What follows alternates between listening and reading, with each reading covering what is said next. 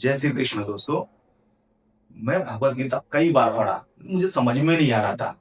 मैंने भगवत गीता कबीर कबीर दास के दोहे भी बहुत ज्यादा पढ़ा हूँ। उसके बाद मैं भगवत गीता के लेक्चर ओशो जी से भी सुना हूँ। फिर भी मुझे समझ में नहीं आ रहा था कि भगवत गीता का मेरे प्रैक्टिकल लाइफ में क्या यूज है।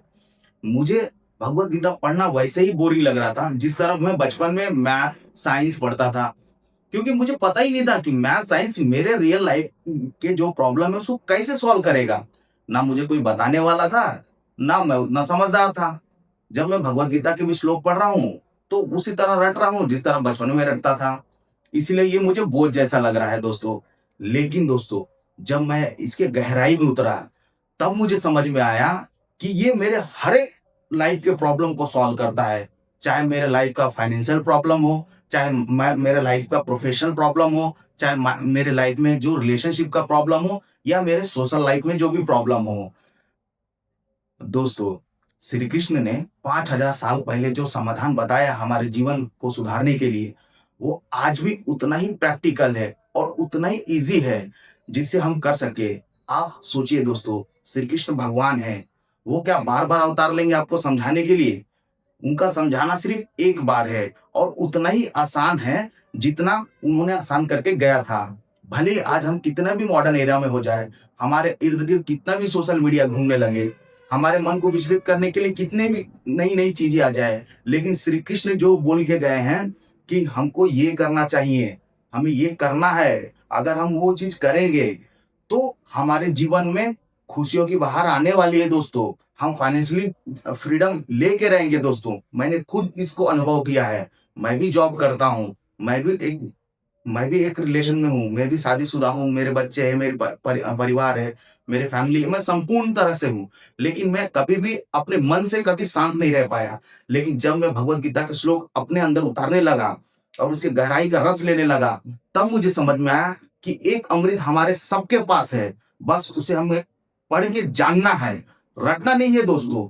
भगवत गीता के श्लोक अगर आपको समझ में नहीं आ रहे तो भगवत गीता आपकी किसी काम की नहीं है। आप कितना भी भगवान की पूजा कर लो, कुछ भी कर लो, आप मानसिक रूप से रोगी रहेंगे ही रहेंगे।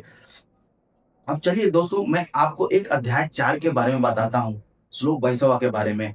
उसमें श्री कृष्ण बोलते हैं स्थित प्रज्ञ पुरुष के बारे में। वो कहते हैं कि ऐसा व्यक्ति जिसे राग द्वेष काम क्रोध मोह लोभ सिद्धि असिद्धि सुख दुख को जो समभाव से देखता है, मतलब समान भाव से देखता है, ऐसा व्यक्ति स्थित प्रज्ञ होता है। लेकिन ये कैसा हो सकता है कि एक आदमी के जीवन में कोई प्रॉब्लम आए और उसको सुख या दुख ना हो? अगर वो जॉब कर रहा है तो वो अपने सक्सेस के बारे में ना सोचे, अगर वो परिवार में रह रहा है तो अपनी बीवी या बच्चे से एक्सपेक्टेशन ना रखे। ये तो पॉसिबल ही नहीं है ना। कैसे पॉसिबल है? आप ही सोचिए, अगर आप जॉब कर रहे हैं तो आप भी तो सोचोगे कि मैं जीवन में आगे बढ़ जाऊं, या आप समाज में रह रहे हैं तो आप तो सोचोगे कि समाज आपको वैल्यू दे। बस यही श्री कृष्ण हमको समझा रहे हैं और हमको भी समझने की जरूरत है दोस्तों कि यहाँ राग और द्वेष, मान लीजिए मुझे किसी ने गाली दे दी, अगर मैं श्री कृष्ण को नहीं पढ़ा हूं या इनके श्लोक को अपने जीवन में नहीं उतारा हूं तो मैं उस पर प्रतिक्रिया करूंगा, तुरंत रिएक्शन कर दूंगा। उसका उसका परिणाम क्या होगा दोस्तों, आप सबको पता है, जो आप जीवन भर करते आए हो। जब भी आपके साथ कोई बुरी परिस्थिति होती है आप तुरंत रिएक्शन कर देते हो। इसलिए आप उस जितनी परिस्थिति खराब नहीं होती, आप उसे रिएक्शन करके पूरी तरह खराब कर देते हो दोस्तों। स्थित जो प्रज्ञ पुरुष है वो रिस्पॉन्ड करेगा दोस्तों। कैसे रिस्पॉन्ड करता है दोस्तों? वो परिस्थिति को पहले सुनता है, समझता है, उसके बाद अपने आप को उस परिस्थिति से अलग कर लेता है। जैसे फॉर एग्जाम्पल दोस्तों, उसको किसी ने गाली दी, स्थित प्रज्ञ पुरुष को किसी ने गाली दी, तो वो उस बातों को पहले सुनेगा, समझेगा, फिर वो गैप क्रिएट करेगा। गाली देने वाले, गाली जिसने दी, गाली जिसने सुनी, और जिससे क्रोध आ रहा है, मतलब जिस व्यक्ति ने गाली सुनी उसके अंदर जो क्रोध उठ रहा है, वो क्रोध और वो गाली के बीच में वो गैप क्रिएट करेगा। वो तीसरा साक्षी भाव बनेगा। वो देखने वाला बनेगा, सुनने वाला नहीं बनेगा। उसे पता है कि सामने वाले ने अपने अंदर का कचरा फेंका है, तो उसे ये कचरा लेके जाना है या छोड़ के जाना है। यही स्थित प्रज्ञ पुरुष है दोस्तों। हमारे जॉब में भी दोस्तों, जब हमारा बॉस हम पे हमारी किसी गलती की वजह से चिल्ला देता है, तो हमारा बॉस अपना क्रोध प्रकट किया। अब आपके ऊपर है दोस्तों कि आप उसका क्रोध क्रोध घर लेके जाते हो या स्थित प्रज्ञ जैसा व्यक्ति बनते हो। आप इस चीज को डिफाइन कर लेते हो कि देखो, क्रोध बॉस बॉस का था, गलती मेरी थी, तो मैं गलती पे काम करूंगा, बॉस के क्रोध पे क्यों काम करूंगा। और हर आदमी अपने जीवन में विफल इसीलिए है क्योंकि वो दूसरे के बारे में सोचता है। अब आप बोलोगे कि मेरे को जॉब में कम आमदनी मिलती है, तो भगवत गीता के श्लोक अपने अंदर उतारो ना, आप उतारो। आपको जॉब में कम सैलरी या आपको जॉब में बार बार दो बातें इसलिए सुनना पड़ता है क्योंकि आपके मन में कुछ और चलता है, करते कुछ और हो, डर बॉस से डरे रहते हो। अरे जब आपके तीनों चीज का तालमेल ही नहीं है तो आपको पैसा भी क्यों मिलेगा, कौन देगा आपको पैसा। और जो पैसा आपके शरीर को दुख पहुंचा के मिलेगा वो आपके जीवन में बाद में दुख ही पहुंचाएगा।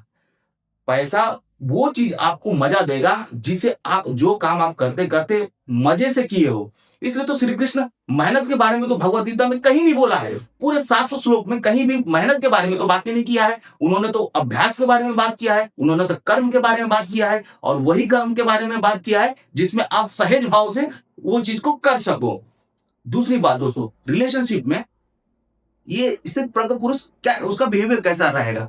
जैसे मान लीजिए मैं शादीशुदा हूँ, मेरे बच्चे हैं, तो मेरा व्यवहारिक जीवन कैसा रहेगा अगर मैं स्थित प्रज्ञ पुरुष बन गया। तो मेरा व्यवहारिक जीवन ये रहेगा, मैं अपना एक्सेप्टेशन, मेरी इच्छाएं अपने बीवी बच्चे माँ बाप पे नहीं थोपूंगा।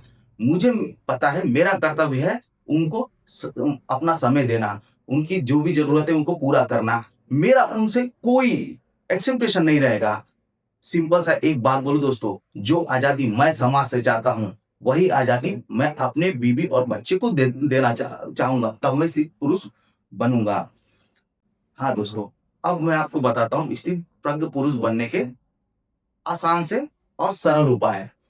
दोस्तों, मैं आपको ये नहीं बोलूंगा कि आप जाके हिमालय पे जाके बाबा बन जाओ या माला जपो या आप सुबह उठ के ये करो, योग करो, वो करो। दोस्तों, आप समाज से जुड़े व्यक्ति है, आप भी, आपका भी समय बहुत कीमती है।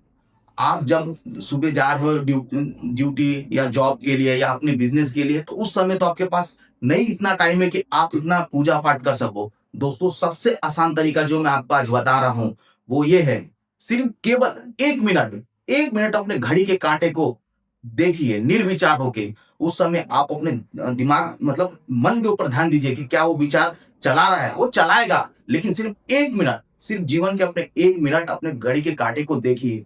मैं आपको लिख के देता हूं दोस्तों, गारंटी, श्री कृष्ण की बातें कभी झूठी नहीं हो सकती। मैं गारंटी देता हूं 1 महीने बाद आपके अंदर एक अलग व्यक्ति पैदा होगा।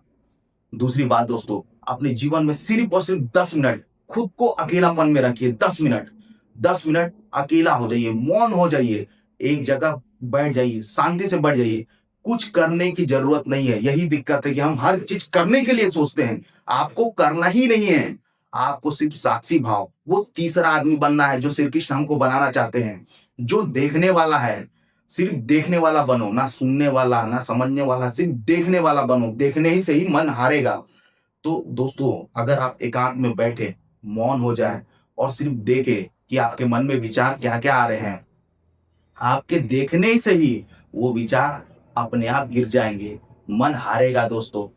उसी तरह जैसे आपके घर में कोई मेहमान आ गया और आप मौन हो गए, मेहमान भी आप वो देखेगा कि आप मौन हो गए हो, आप उसको वैल्यू नहीं दे रहे हो, अपने आप वो आपका घर छोड़ के चल जाएगा। उसी तरह विचार है दोस्तों, जब आपके मन में आएंगे आप उनको कोई वैल्यू नहीं देंगे। आप बिल्कुल नहीं बोलेंगे कि ये विचार अच्छा है, ये विचार बुरा है, आप उसको कोई वैल्यू नहीं देंगे, विचार गिर जाएगा। फिर आपका जीवन भगवत गीता के अनुसार खिल जाएगा दोस्तों, मैं गारंटी देता हूं।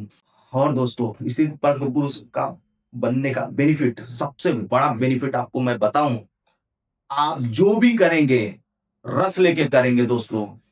और जब आप के कार्य में रस आना चालू हो जाएगा दोस्तों, पैसा आना चालू हो जाएगा। अमीर आदमी आपको कभी नहीं बताएगा कि वो जो भी कार्य करता है उसको वो कार्य करने में उसको रस मिलता है। वो हमेशा बोलेगा कि मेहनत करने से पैसा मिलता है।